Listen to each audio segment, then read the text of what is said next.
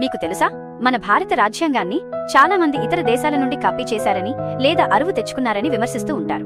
కానీ ఇందులో దాగి ఉన్న అసలు నిజమేమిటో మీకు తెలుసా? మన రాజ్యాంగ నిర్మాతలు ప్రపంచంలోని దాదాపు 60 దేశాల రాజ్యాంగాలను క్షుణ్ణంగా అధ్యయనం చేసిన మాట వాస్తవమే. ఇతర దేశాల పాలనా విధానాలను, అక్కడి ప్రజలకు ఉన్న హక్కులను వారు పరిశీలించారు. అయితే వాటిని ఉన్నది ఉన్నట్టుగా నకలు తీయలేదు.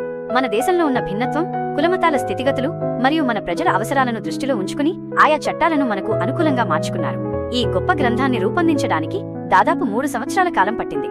రాజ్యాంగ పరిషత్తులోని సభ్యులు ప్రతి ఒక్క విషయంపై కొన్ని వందల గంటల పాటు సుదీర్ఘంగా చర్చలు జరిపారు. ఎన్నో మార్పులు చేర్పులు చేశారు. ఇతర దేశాలలోని చట్టాలను చదవడం అంటే వాటిని కాపీ కొట్టడం కాదు, ప్రపంచంలోని అత్యుత్తమ జ్ఞానాన్ని సేకరించడం.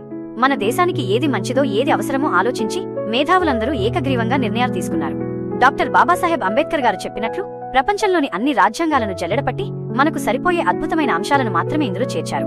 అందుకే మన రాజ్యాంగం ప్రపంచంలోని అతిపెద్ద మరియు అత్యంత గొప్ప ప్రజాస్వామ్య గ్రంథంగా పేరు పొందింది. ఇది కేవలం అరువు తెచ్చుకున్న పుస్తకం కాదు, మన దేశ ఆత్మగౌరవం, మన దేశ భవిష్యత్తుకు దిక్సూచి.